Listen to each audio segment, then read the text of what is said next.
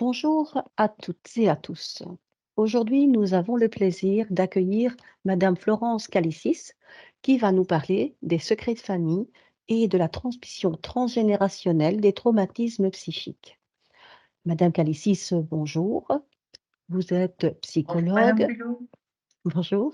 Vous êtes psychologue, psychothérapeute, systémicienne et vous travaillez depuis 35 ans au service de santé mentale à Chapelle, Auchan, à Bruxelles et en cabinet privé où vous rencontrez des familles, des couples et des adultes dans un contexte soit de demande volontaire en psychothérapie, consultation ponctuelle, soit de contraintes, expertise médico-psychologique à la demande de justice en cas de séparation parentale, conflictuelle, groupe thérapeutique pour justiciables. Vous êtes également formatrice en thérapie familiale systémique au CEFORES et au psychotraumatisme à l'UCL Louvain et membre du comité de rédaction de la revue Thérapie familiale. Vous êtes l'auteur de différents articles dont La transmission transgénérationnelle des traumatismes et de la souffrance non dite. Bonne conférence à tous. Je cède maintenant la parole à Madame Calicis. Merci beaucoup. Merci beaucoup donc à l'ASBL Éducation et Famille et toute cette organisation extrêmement complexe, hein. C'est un peu impressionnant de savoir qu'il y a des gens à distance, en présentiel, etc. Donc, en tout cas, bonjour à toutes et à tous. Merci d'être venus. Donc, je vais partager avec vous durant ces 2 heures mon expérience en ce qui concerne la transmission des traumatismes. Et en particulier quand ces traumatismes ne sont pas dits dans la famille, quand ça constitue des secrets de famille. On va d'ailleurs essayer de voir pourquoi ça semble plus dommageable lorsque les traumatismes ne sont pas dits que lorsqu'ils sont dits. Voilà. Donc, comme on l'a dit dans l'introduction, je suis psychothérapeute et je travaille donc depuis tout un temps, euh, principalement dans un service de santé mentale et en privé, où je reçois des couples, des familles et des individus adultes. Donc, je suis thérapeute systémicienne. Je sais que ça parle pour certains d'entre vous, peut-être pas tous, mais donc, en quelques mots, pour les thérapeutes systémiciens, si vous voulez, on va être attentif à penser la souffrance de nos patients et leurs symptômes dans leur contexte d'appartenance actuel. Par exemple, si on reçoit des enfants, on va inviter la famille, faire des thérapies familiales, mais aussi, ça peut être quand on travaille avec des individus adultes dans le contexte du couple, voire de leur famille, mais aussi, il s'agit de considérer la souffrance de nos patients dans les contextes, dans leur contexte passé d'appartenance, ce qu'on fait aussi dans d'autres écoles de formation, dans d'autres orientations théoriques, hein, puisque on va essayer toujours de réfléchir à la souffrance en lien avec ce qui a été vécu dans l'enfance et l'adolescence des patients. Voilà. Donc, on pense contexte et en systémique, on va s'intéresser particulièrement aux relations entre les membres de la famille, famille actuelle, famille passée, et aussi aux événements qui affectent et ont affecté l'histoire de la famille ou des systèmes d'appartenance.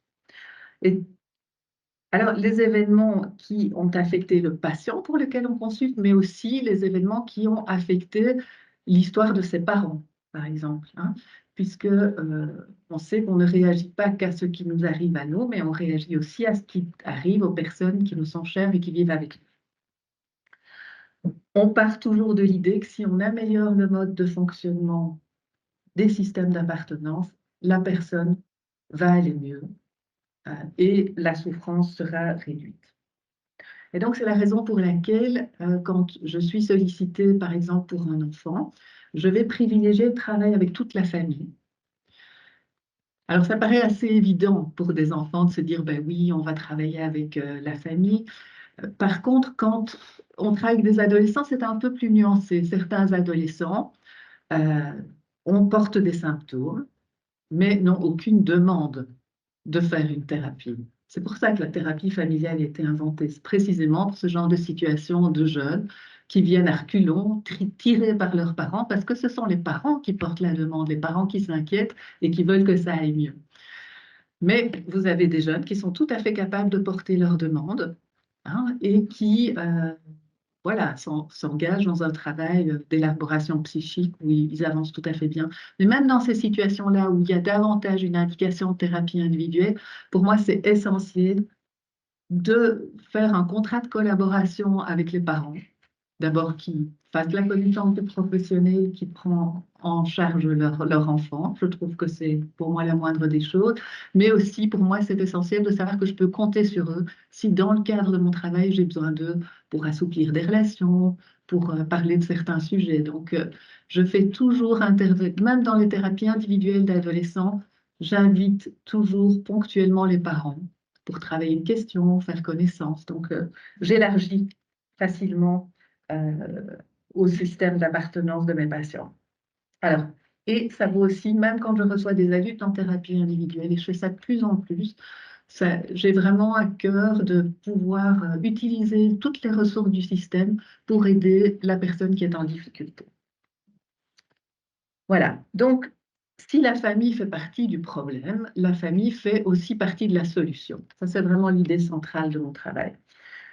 Pourquoi? D'abord parce que la famille a des ressources qu'elle peut mobiliser pour aider le patient à résoudre son problème, mais aussi parce que la famille peut faire évoluer les modes d'interaction qui participent à la souffrance du patient, qui participent à ses symptômes ou qui les perpétuent. Mais aussi parce que bien souvent, elle détient des informations clés qui peuvent éclairer le symptôme du patient. Alors, il arrive effectivement que la clé de l'énigme du symptôme du patient se trouve dans les mouvements affectifs qui ont traversé l'histoire de ses parents, voire de ses grands-parents. Mouvements affectifs qui ne sont pas toujours connus du patient et qui constituent parfois des non-dits ou des secrets de famille. C'est de ça précisément dont on va parler aujourd'hui. Alors, beaucoup de parents qui nous consultent ou qui consultent pour leur enfant en thérapie familiale me demandent, doit-on raconter à nos enfants les traumatismes qu'on a vécus bien avant leur naissance, quand on était enfant, quand on était adolescent? Et derrière cette question, on voit que les parents pressentent souvent que les difficultés des enfants peuvent avoir à voir avec des choses qui se sont passées dans l'histoire de la famille bien avant la naissance de l'enfant. Souvent des blessures qui ne sont pas cicatrisées. Alors, le message que je voudrais vous faire passer aujourd'hui, c'est qu'encourager les parents à parler des traumatismes psychiques qu'ils ont vécus dans leur enfance, en tout cas bien avant la naissance de leur enfant, est un facteur de protection pour protéger la santé mentale des enfants, de leurs enfants. Alors, avec plein de nuances, on va essayer de voir en quoi, mais je pense que ça va protéger la santé mentale de leurs enfants, mais peut-être même de leur descendance. On peut même penser les choses sur plusieurs générations. Voilà, on va commencer par en préambule une petite définition des secrets de famille. De quoi s'agit-il? Alors, il s'agit d'informations importantes qui sont chargées d'affects perturbants, d'émotions perturbantes, qui sont connues de certains membres de la famille, mais qui sont dissimulées à d'autres pour des raisons diverses, alors que ces informations sont susceptibles d'affecter les autres personnes. Alors, vous voyez par cette définition que le secret de famille va au-delà du non-dit. Puisque les informations sont dissimulées, il y a donc une intention de ne pas dire. Mais attention, tous les secrets ne sont pas mauvais. On pense par exemple au secret professionnel qui guide notre travail, permet plein de choses. Je pense aussi au jardin secret qui est essentiel. Donc on va essayer de faire la part des choses, de faire la différence entre les bons secrets et les mauvais secrets. Alors, quand Mélodie, 15 ans, sort pour la première fois avec un garçon, elle n'en parle à personne, mais consigne dans son journal intime toute cette expérience avec force détail. C'est son jardin secret et elle va le cultiver. Le jardin secret est tout à fait structurant, d'abord parce qu'il va contribuer au développement du sentiment d'identité de la personne. C'est son histoire à elle, sa vie, et ça lui appartient. Ensuite, le jardin secret permet de délimiter les territoires. Là, c'est moi, là, c'est les autres. Là, c'est ce qui appartient au privé, là, c'est ce qui appartient au public. Et je pense que c'est vraiment important aujourd'hui, à l'ère des reality shows et des réseaux sociaux, de se rappeler que tout ne doit pas être exhibé sur la place publique. Il y a des choses qui peuvent être regardées rien que pour soi. Ensuite, le jardin secret donne un droit à l'intimité. Et ça, c'est essentiel. Mélodie peut garder cette information rien que pour elle, c'est tout à fait privé. Elle se crée un espace de liberté psychique et de créativité où elle peut penser librement, sans censure, jouer avec ses idées, développer son imaginaire, fantasmer. Et au fond, ça c'est magnifique parce que dans les consultations, je pense que c'est probablement tout cet héritage judéo-chrétien qui fait que les gens pensent que c'est déjà mal de penser à des choses. Ce n'est ni bien ni mal, c'est tout simplement. Hein, et on est responsable. Dans sa tête, on a un espace où on peut penser plein de choses et même avoir des vilaines idées. C'est pas grave, moralement, c'est OK. Hein. Et donc, ce droit à l'intimité, il est essentiel pour se créer cette petite bulle, vous voyez, où on peut penser librement, jouer avec ses idées. Je pense que c'est très important pour la santé mentale. Voilà, donc vous voyez que ces bons secrets n'ont rien à voir avec les secrets de famille. Ces secrets de famille qui pèsent, qui rongent, qui tourmentent et qui risque d'empoisonner la vie de la génération suivante. Alors, on peut classer les secrets de famille en 3 catégories. Première catégorie, et c'est celle qui va nous occuper aujourd'hui, c'est les secrets de famille qui portent sur des événements passés de l'histoire d'un parent ou de sa famille d'origine et qui sont donc dissimulés aux enfants. Ok, donc là, je me place du point de vue des enfants, parce que je suis thérapeute de famille, c'est un peu une déformation professionnelle.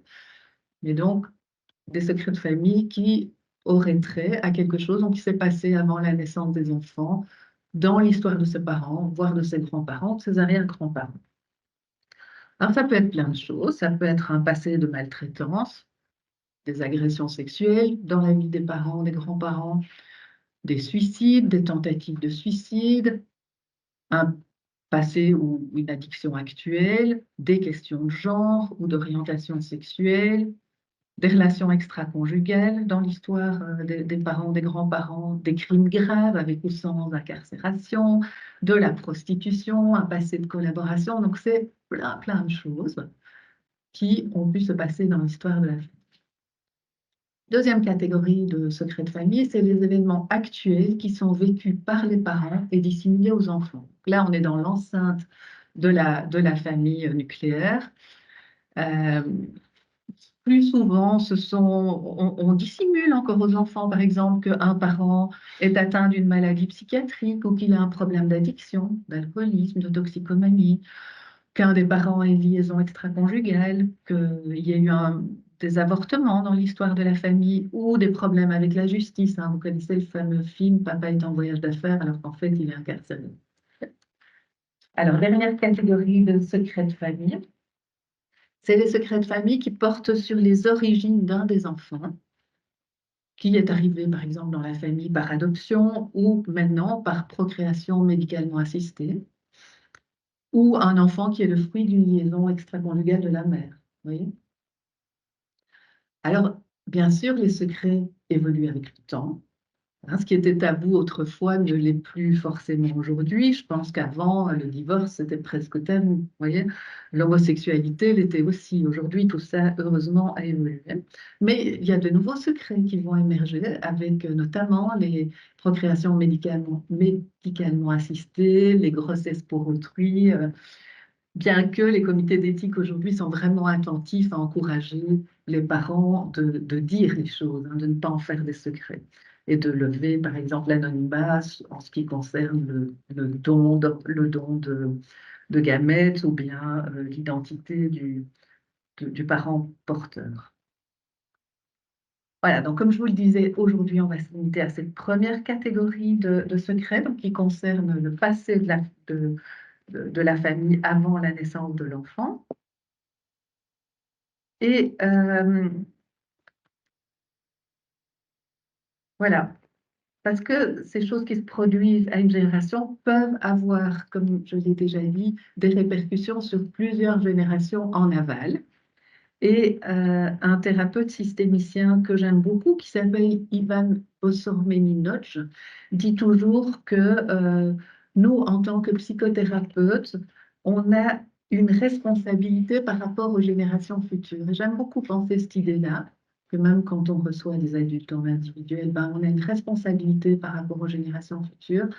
Je trouve que c'est quand même dans notre éthique de travail important de se dire, mais au fond, est-ce que j'ai veillé à inviter ce patient à raconter ce qui s'était passé dans sa vie à ses enfants ou bien un traumatisme actuel? Donc là, une des questions pour moi était, est-ce que l'impact d'un traumatisme sur les générations suivantes va différer sensiblement selon que les traumatismes sont parlés dans la famille, tu, ça c'est les secrets de famille, ou non dit. On est un peu au milieu des deux avec les non-dits. Hein, les non-dits, on sait, mais on n'en parle pas. Hein, c'est ce qu'on appelle en anglais un elephant in the room. Il y a comme un éléphant dans la pièce, tout le monde le sait, mais personne n'en parle, c'est tabou. Et cette distinction, elle a d'importantes implications cliniques pour les psychothérapeutes, en amont comme en aval. En amont, est-il possible que nos patients portent les traumatismes secrets de leur passé, du passé de leurs parents ou des générations précédentes? Est-ce qu'il est possible que nos patients portent ce poids-là? On entend souvent dire qu'on est condamné à répéter ou à réparer les traumatismes secrets de nos ancêtres. Est-ce que c'est vrai? On va se pencher sur la question. En aval maintenant, donc là, on est dans une perspective de prévention.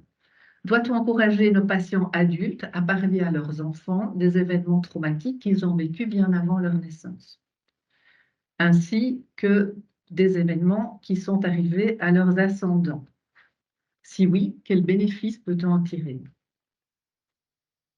Quelles répercussions les traumatismes actuels de nos patients ont-ils sur leur descendance? Donc là, on n'est plus sur les traumatismes passés avant la naissance des enfants, mais sur ceux qui se produisent là dans l'actualité des familles. Donc, est-ce que ces répercussions vont être différentes selon que les traumatismes sont parlés, secrets ou non dits? Toujours la même chose. Françoise Dolto disait que les secrets, c'est du poison en intraveineuse. Elle avait cette formule un peu choc. Est-ce que c'est vrai? Mais donc, vous voyez que adopter une perspective au moins trigénérationnelle, au moins en considérant ces trois générations, me semble indiquer quand on est en psychothérapie, que ce soit familial ou individuel. Alors, on va tout de suite commencer par une petite situation clinique pour vous plonger dans le quotidien des thérapeutes de famille, des thérapeutes individuels. Ici, c'est une première situation de thérapie individuelle d'un jeune homme qui, lorsqu'il vient me voir à 27 ans, on va l'appeler Nicolas. Toutes les situations sont bien sûr déguisées pour des questions de confidentialité. Donc, Nicolas, il vient me voir avec une demande classique de thérapie individuelle pour travailler sur son anxiété et pour aussi, il voudrait améliorer la relation un peu tendue qu'il a avec son père. Nicolas est professeur dans un collège pour grands enfants autistes. C'est un homme sympathique. Il a une bonne relation de couple et un bon réseau d'amis. Dans les premiers entretiens, il me confie, mais vraiment parmi d'autres choses, qu'il vit dans l'appréhension de se faire agresser par un jeune en classe. Jusque-là, rien d'étonnant. Il travaille avec des enfants autistes qui peuvent faire des grosses crises. Donc, dans le contenu, il n'y a rien qui m'interpelle, mais c'est dans la formulation que les choses sont particulières. Il va me dire qu'il vit avec une impression de danger imminent et une épée de Damoclès au-dessus de lui. Et souvent, ce sont des mots qui vont éveiller ma curiosité. Et surtout, il ajoute qu'il ne comprend pas pourquoi il a cette impression de danger imminent.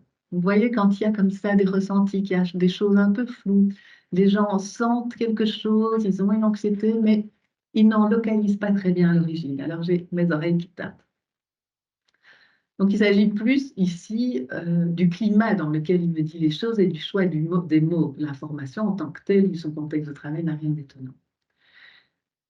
Dans les 2 premières années de la thérapie, on s'arrête très peu en fait sur cette information. Mais dans le décours de la 3e année, pas de chance, ceux qui redoutaient se produit. Pas par un jeune qui va se faire agresser, mais par le père d'un de ses enfants, lors d'une réunion de parents, un papa qui s'emporte, le pousse violemment, un papa qui souffre de psychose paranoïaque, ça on le saura après, mais donc il pousse Nicolas parce qu'il s'emporte, il est fâché sur l'école, et Nicolas tombe et se casse le poignet.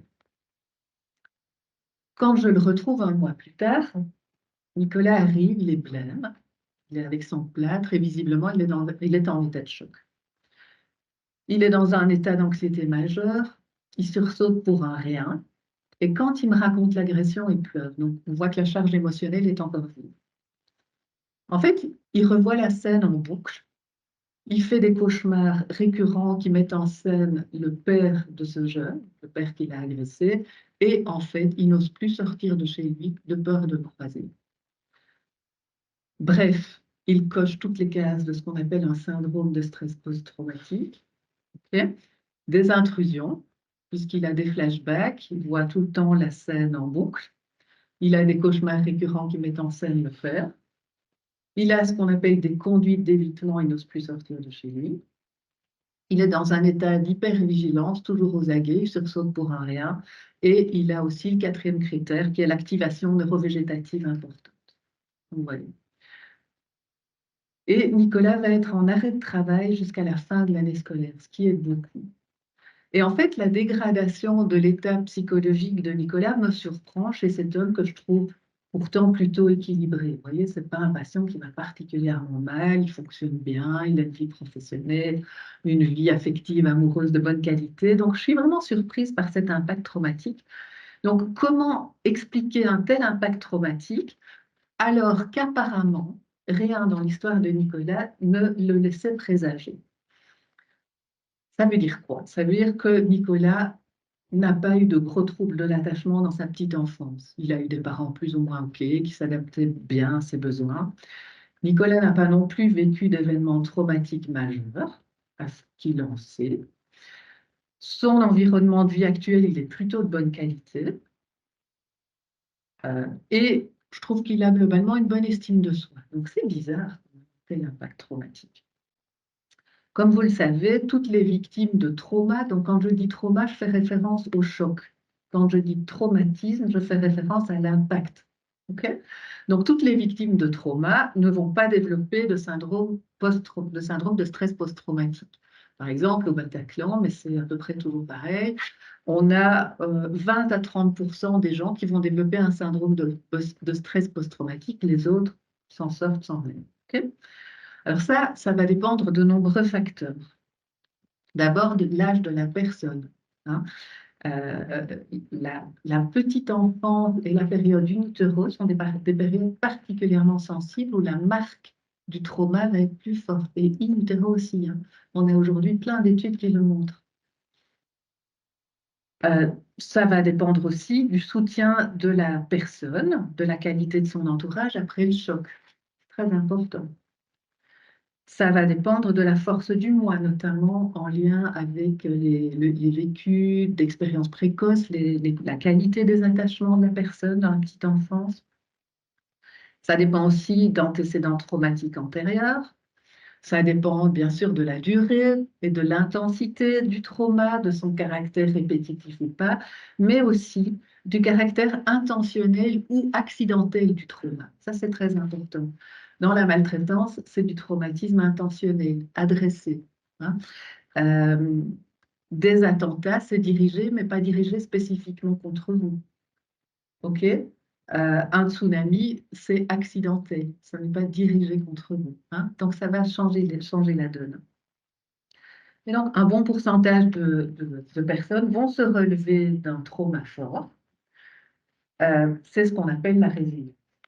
Et que Boris Cyrulnik viendrait bientôt vous en parler. Donc, on va essayer de récapituler ce qui fait qu'un trauma ne fait pas traumatisme et les facteurs de résilience. Le premier facteur de résilience, c'est la qualité de l'environnement actuel de la personne. Un entourage, si l'entourage est soutenant et bienveillant, a une réaction adaptée, la personne va s'en relever beaucoup plus facilement. Je pense à ça parce que je reçois beaucoup de victimes d'agressions sexuelles et je me rends compte qu'un facteur qui va être déterminant dans le destin traumatique ou pas, c'est par exemple la réaction des parents quand l'enfant revient en disant ce qui lui est arrivé. Et beaucoup de parents qui ne sont pas forcément mal intentionnés vont avoir des réactions malheureuses et vont dire par exemple, mais pourquoi tu ne t'es pas défendu? Alors que le jeune, l'enfant était juste pétrifié, incapable de se défendre. Vous voyez. Euh, et donc ça, c'est vraiment un aspect tout à fait essentiel. Alors, le second facteur de résilience, pour moi, c'est les représentations que la personne va se construire pour rendre compte de ce qui s'est passé. Je vous donne un petit exemple. Un couple va perdre leur petite fille dans un accident de voiture. Monsieur est au volant, donc l'accident a lieu. Monsieur roule un peu trop vite. Les deux parents seront incarcérés, donc bloqués dans le véhicule. Voilà, les deux parents sont évidemment effondrés, mais la mère se relève alors que le père développe un syndrome de stress post-traumatique majeur. Qu'en est-il au niveau des représentations? Ben, le père, en fait, il va se dire, c'est de ma faute, c'est moi qui conduisais, et en plus, il conduisait un peu trop vite. OK? Donc là où la mère va pouvoir se dire, c'est désolant, elle ne va pas se sentir responsable de ce qui s'est passé, alors que le père pourra se sentir responsable. Voyez. Autre facteur très important, c'est la possibilité d'agir et de réagir au moment du trauma ou juste après. Boris Cyrulnik insiste beaucoup sur cet aspect-là, je trouve aussi très important. Si on revient à notre exemple précédent, les deux parents, je vous disais, étaient incarcérés dans le véhicule. La mère a réussi à se dégager et elle a appelé les secours. Elle a pu agir alors que le père est resté enfermé. Alors, il y a de nouveaux courants psychothérapeutiques qui sont tout à fait intéressants et je ne sais pas si vous connaissez la thérapie sensorimotrice, Pat Ogden, Peter Levine, qui vraiment aide à penser comment nous, les êtres humains, après le trauma, on a tendance à se figer, à ne pas réagir, en tout cas au niveau corporel, et comment cette phase de réaction corporelle, de pouvoir agir en faisant des choses par rapport à ce qui a été subi, combien c'est essentiel. On en reparlera tout à l'heure. Bien sûr, autre facteur, c'est l'état psychique avant le choc. Si au moment Madame du choc Calicis? traumatique, vous êtes déjà à côté de vos pompes parce que vous avez des problèmes conjugaux, des problèmes au boulot, vous êtes loin de l'équilibre, voyez?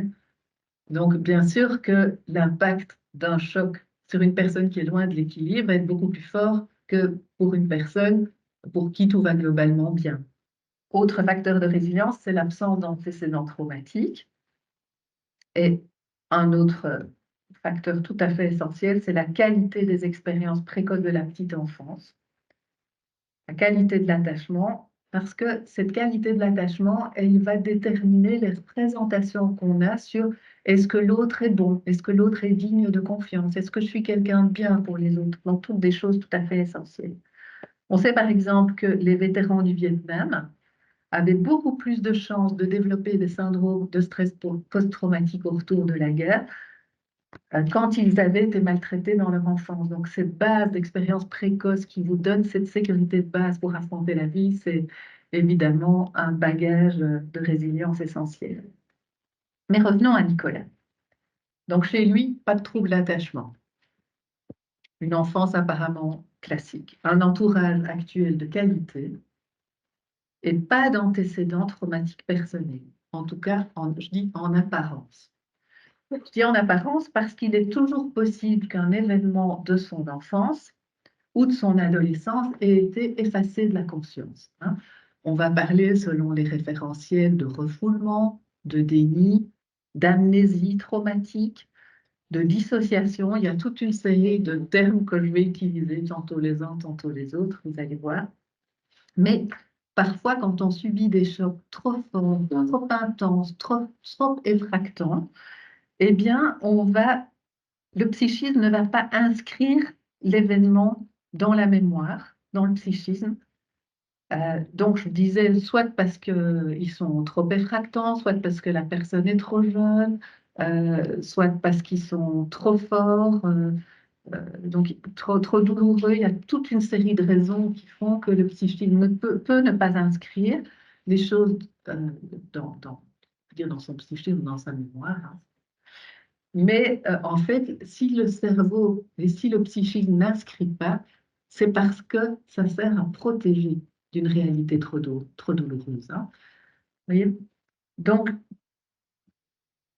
de nouveau, si je reviens sur ma pratique avec les agressions sexuelles, euh, c'est une expérience tellement douloureuse ou bien tellement effractante et surprenante que souvent les enfants n'inscrivent pas ça dans leur psychisme et que ça va revenir à la surface parfois à l'occasion, à l'âge adulte, à l'occasion, on fait des études d'assistante sociale et puis on a un cours sur les agressions sexuelles et hop, le souvenir amnésié revient à la conscience.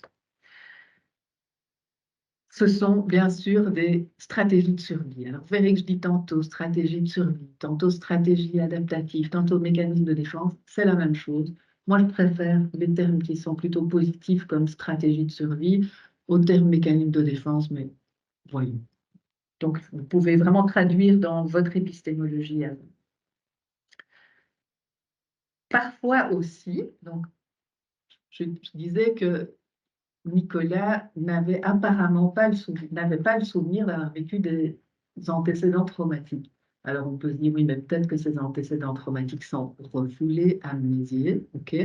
Mais on peut se dire aussi que ça s'est passé quand il était trop petit, quand il avait moins de 3 4 ans, parce que en général, on ne se souvient pas des choses qui se sont passées dans notre petite enfance parce que le cerveau est trop immature. Ça s'appelle l'amnésie infantile. Hein, le cerveau n'est pas à même de mémoriser, en tout cas en mémoire explicite, toute une série d'expériences, bien qu'elles soient engrammées dans le corps, dans une sorte de mémoire implicite. Ok. Alors, il y a un très chouette bouquin qui est sorti sur tout ça de Bessel van der Kolk. Le titre du livre, c'est Le corps n'oublie rien.